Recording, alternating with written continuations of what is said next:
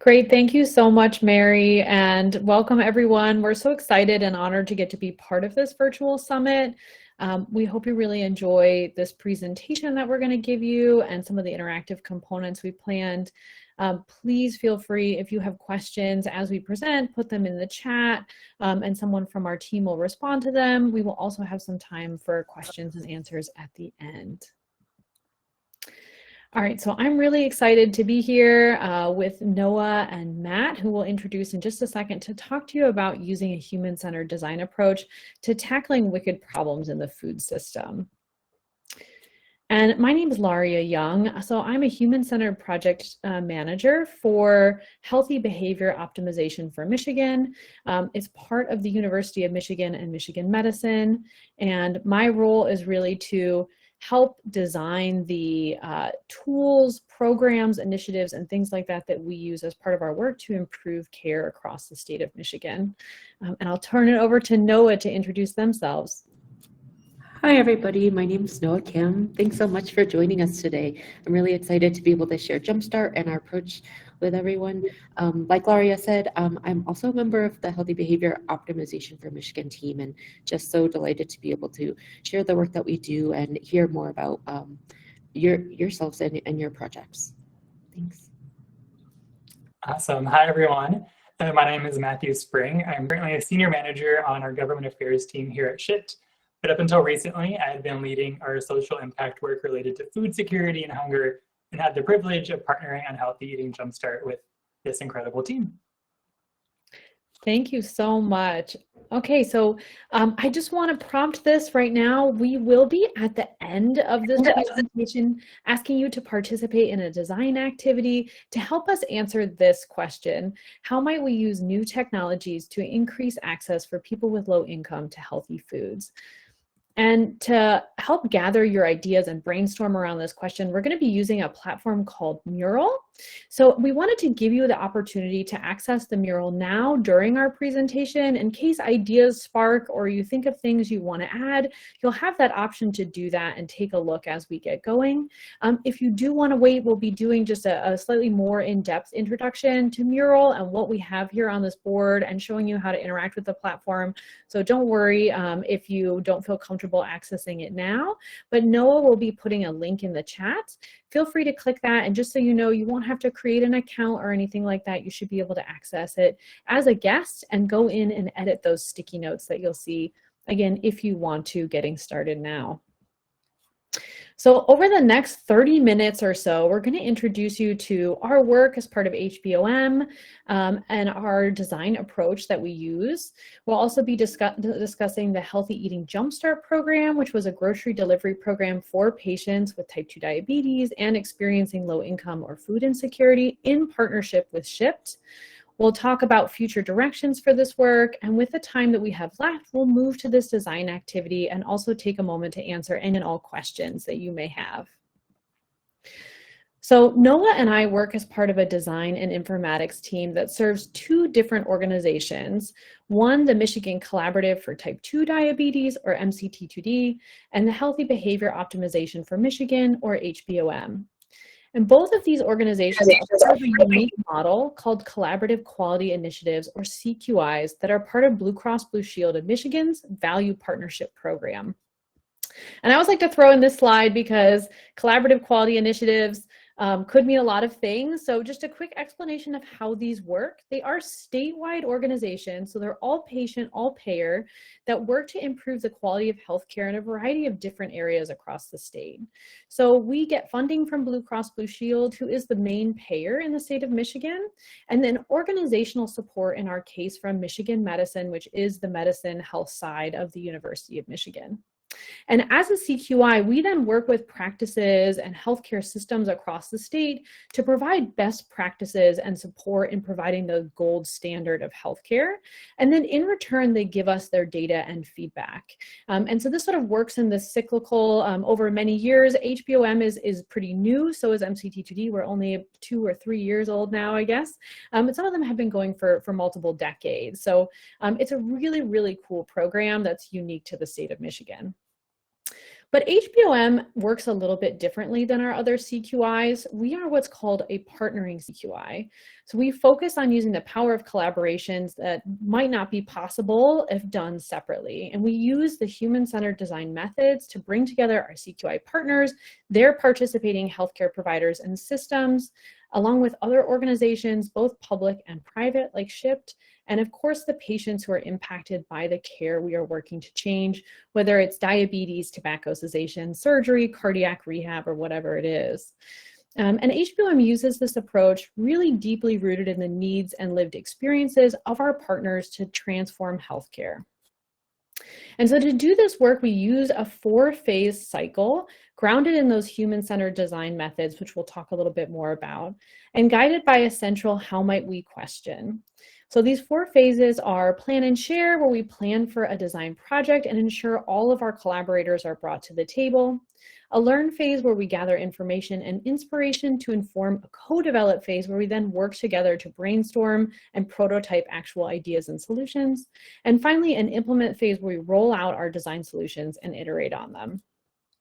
And the important thing to remember about this and about the design process is that at the beginning, on the right side of this model here, we really focus on making sure that we're designing the right thing, that we know what the challenge actually is that we need to address.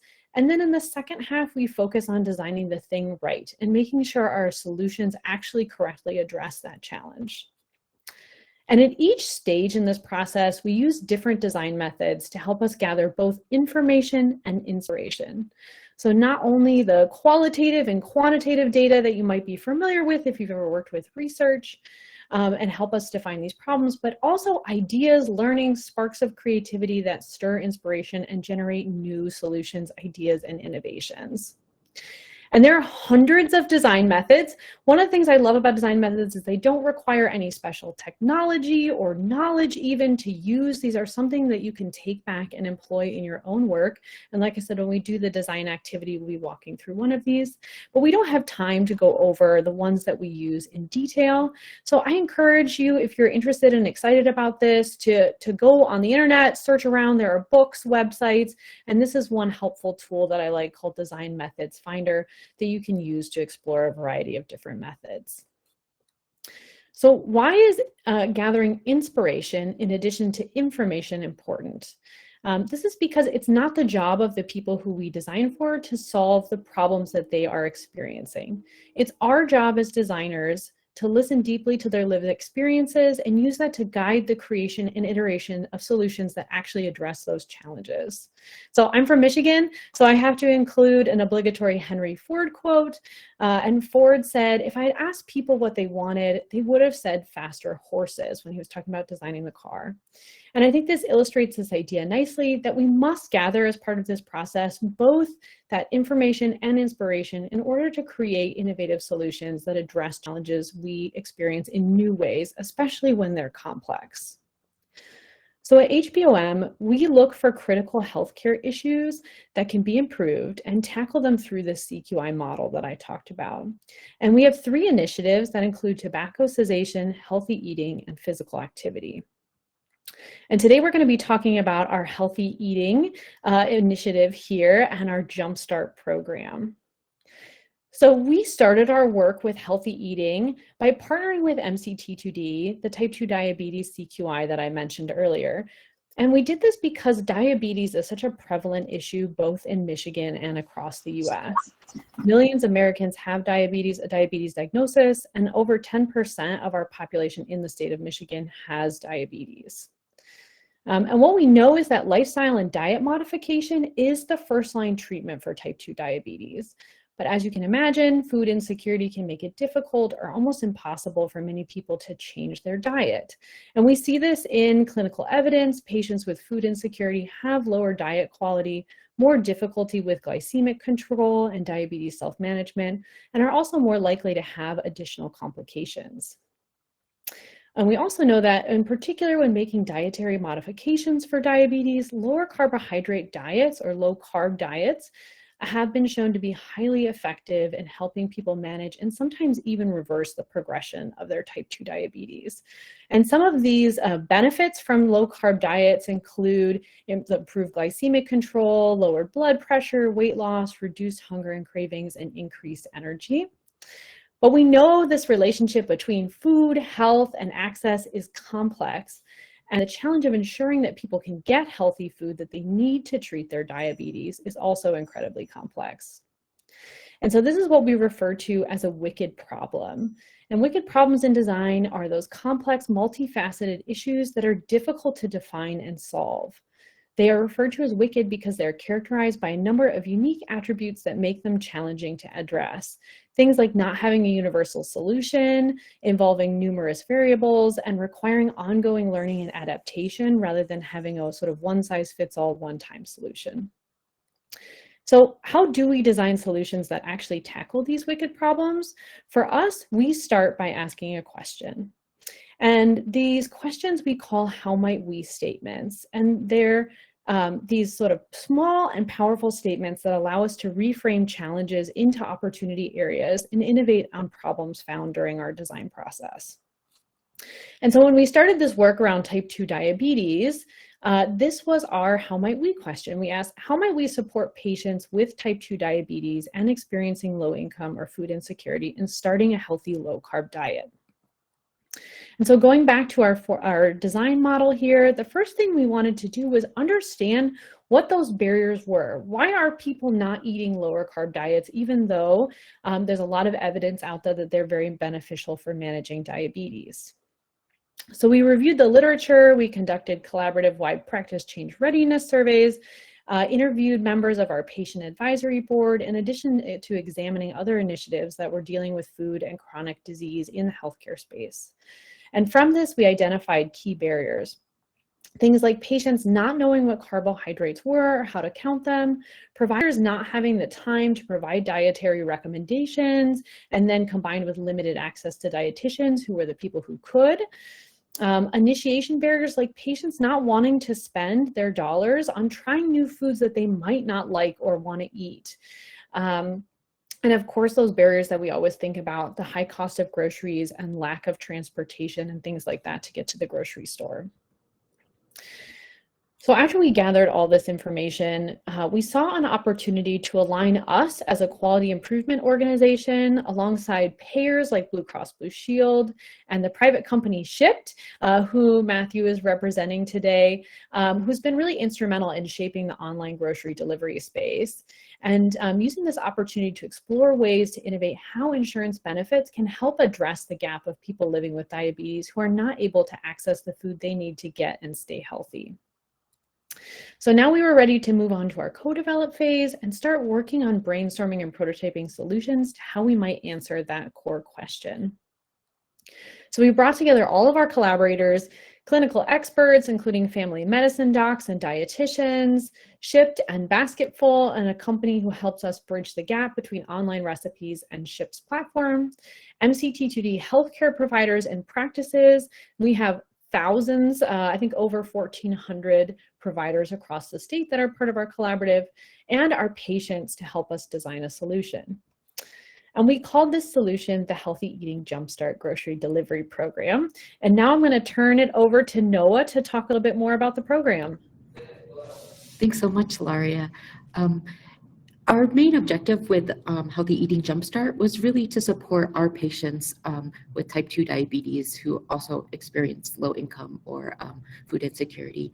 And I think we're really proud that we brought together so many different collaborators in the process. The program ran from October 2022 to July 2023. And next. Thank you. We can go to the next one. I really want to focus on our patients who are involved in the program. We had a couple bits of criteria for participation. They needed to have a diagnosis of type 2 diabetes and have a positive screening for food insecurity or low income. They came from one of 24 participating primary care practices in Michigan. And next. Really, here's a breakdown of the program. Our participants received $80 per month in Healthy Choice allowance dollars through Shipt. It was a total of $240 across the 12-week program, along with free home grocery delivery. Participants would log into Shipt, select their preferred grocery store, and start shopping. They could apply the program credits to cover items in categories like fresh and frozen produce, frozen and fresh meats, dairy and eggs. And there were some product categories for foods like soda, ice cream, chips, or home goods that weren't covered by the Healthy Choice allowance, but participants were free to use the Shipt platform and their own money to purchase those items. So using Shipt, a majority of participants had groceries delivered to their home. We know that for folks who maybe spend hours on the bus getting to a doctor's appointment or have to ask to get a ride from a family member, or who have vision loss due to retinopathy, having that home grocery delivery was really critical to the program. We also provided 12 weeks of robust educational materials that were developed and sent directly to their home, as well as through supplementary weekly email newsletters, and all through our interactive website. But really, that Healthy Choice credit from Shipt was really vital and a game changer to developing Jumpstart. And I want to invite Matt Spring. He is the Senior Manager for Government Affairs at Shipt to share more about that contribution. Yeah, thanks, Noah. It really is one of the most powerful partnerships I've been a part of. So just grateful to be a part of this important research and project. For those of you unfamiliar with Shipt, we are a retail technology company that connects people to reliable, high quality delivery with a personal touch. And keeping people at the center of everything we do is really a part of Shipt's DNA as a company. But one of the most concrete ways we put this value to work is by ensuring folks have access to fresh, nutritious food, regardless of their zip code. And we do that in a number of ways, including this project, whether it be expanding access to same-day delivery by accepting SNAP benefits on our marketplace, supporting local grocers through an accelerator program, providing grants to dozens of community-led organizations, strengthening our local food systems, volunteering in the community, or advocating with the Alliance to End Hunger and others. But at the White House Conference on Hunger, Nutrition, and Health in 2022, our CEO had the opportunity to speak and share a couple of commitments, including one about leveraging our technology and logistics capabilities to support more nutrition security research initiatives like Healthy Eating Jumpstart. So let me tell you a little bit about what Healthy Choice Allowance is. Next slide. So as Noah mentioned, all patients received a free annual Shipt membership, which includes the benefit of $0 delivery fees. And in addition to that, they received $80 of Healthy Choice allowance credits for 3 months where the intervention was happening with the patient. In a nutshell, Healthy Choice allowance is a monthly allowance in the form of Shipt credits that Shipt's able to restrict to specific product categories. So in the case of Healthy Eating Jumpstart, patients could use these credits on things like produce, meat, dairies, low-carb items that kind of were recommended to them through the program, but not on things like cookies or chips, for example. It really was about making the healthy choice the easy choice. And as you see here, the credits renewed automatically each month, so it was pretty easy once you were set up to just kind of continue to shop. And the products were clearly tagged, so customers knew as they were shopping which items were covered by the credits. Also, as they were checking out, they could see how many credits were being used, what their balance was, just to really make it as easy as possible for them. Also, as Noah mentioned, they were able to use Shipt to purchase other products beyond just what the credits covered throughout the program. So not restricting them, but really helping, again, make that healthy choice the easy choice. Back to you. Thanks, Matt. Yeah, I think it was so important that we had this healthy choice credit allowance to really jumpstart and energize participants, but we also wanted to give them kind of wraparound educational resources to help guide their experience. So we developed a set of tools and resources for the participants. We worked with clinical experts and with patients in our patient advisory board, develop a booklet with colorful guides, really easy to access to start them off. Next slide, please. We had a variety of print, digital, video resources, things that really tried to target them where they were. If they were someone who's on the road a lot for work, what can I get at a drive-through? What can I get at a dollar store that meets this new lifestyle for me? What is a nutrition label? What are the parts I need to look for? And videos about how to navigate holiday meals or social situations. We really tried to make it approachable and relevant to their lives. Next, please. We also developed this interactive website that allowed patients to go in and build a meal plan with recipes and really make the most of that Shipt experience through educational resources and kind of an interactive, fun learning experience. So did the program work? We know that evaluation is really critical to the design process. If we're following kind of our framework, it's part of implementation is understanding what's working, what's not, and how can we continuously like adapt and improve our process and what we deliver. Next, please. And we found that all participants, 100%, were able to place those online orders using Shipt's website or through the app. And on average, they were placing about 3.9 orders during the 3-month pilot program. They spent an average of 92% of their total allowance, so an average of $221 during the program. Next, please. And we were happy to see, based on data, through our partners that participants were choosing meats and seafoods, dairy, veggie, fruit, and prepared meals were the majority of their orders, which aligned with the recommendations and the educational support. And it really allowed patients or participants to consider other options and to take that risk and initiate a behavior change and think about what they could choose and what they were eating. Next. Based on food logs that we collected, we did see health behavior change with an average increase in protein intake as well as a decrease in fat, carb, and sugar.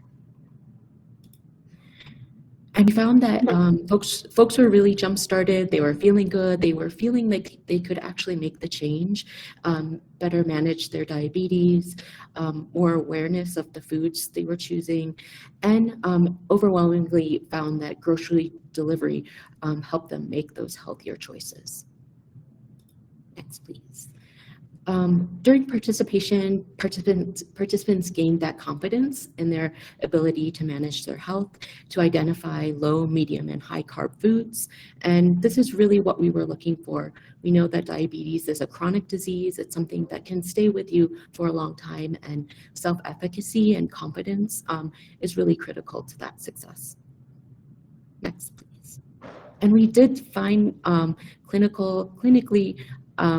clinical indicators of success with that reduction in A1C, which is the primary kind of measurement of diabetes.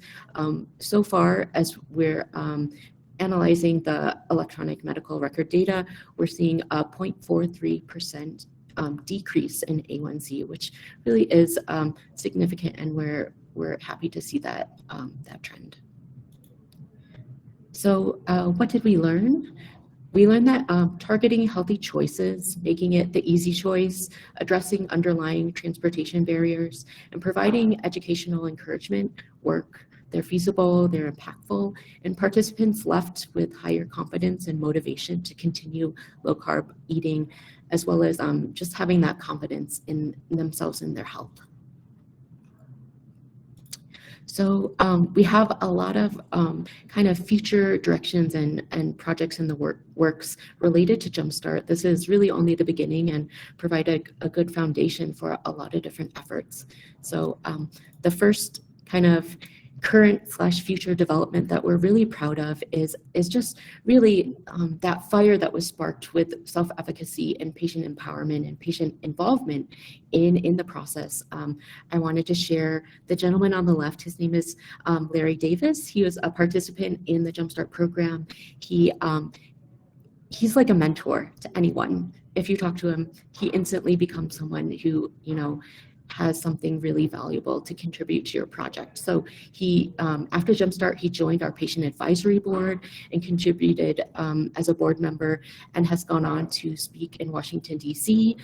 He went recently with a group at Tufts University for a day on the Hill, as well as a conference in Boston, to really represent the Jumpstart program and a variety of groups in Michigan who are all pursuing kind of systemic improvements in food access related to chronic disease. So we're just really, really proud and hoping to do Mr. Davis proud by launching an equity and advocacy work group as part of our organization, and bringing together patient advisors, as well as some of the over 1,400 Michigan physicians who are interested in policy advocacy and change around diabetes and food. So we're proud of that, and I want to let Matt share it from Shipt as well. Yeah, I love the Larry, just his experience and story. But in addition to the results that Noah shared, are positive and significant, what was most inspiring for me about this partnership was also the personal connections that were forged between the shoppers and patients. For Shipt, it wasn't only about making sure shoppers were finding the right type of low-fat Greek yogurt or carrying the packages up the stairs for customers who may have mobility issues. It was really about them getting to know each other as people, talking about their days, getting to know their families, their issues, their struggles, and ultimately just strengthening community ties. And I think that's a hidden piece of this project, but I think it's one of the most powerful parts. I just wanted to make sure we mentioned. But as for the future, kind of where Shipt sees this going, we ultimately believe that improving people's diets and access to grocery delivery is a win-win. First and foremost, for people's health, as we heard about today, but also for the potential of billions of dollars in healthcare savings, and to promote healthy grocery behavior adoption and partnerships like this. And we're just really looking forward to supporting the next phase of this project and more projects like it, and are grateful for your input in the session a little bit later today. Thank you so much, Matt and Noah. I'll close us out here just talking a little bit about the materials. One of the things we were really excited was we had a lot of engagement around the educational materials we developed to support this program. So since running the Jumpstart program, we've continued to develop new resources. So as Noah talked about, that really includes trying to meet people where they are in their dietary change process and in their understanding of their diabetes. And so, and also our practices, ability to use these different materials. One thing I'm really excited about is one thing they asked for was to have a keychain in their office where they could scan, patients could scan a QR code and be taken to these educational materials. So it's those kind of things that we've continued to develop from our learning from this program. We've had 8,000 new users, active users on our website platform since the program ended.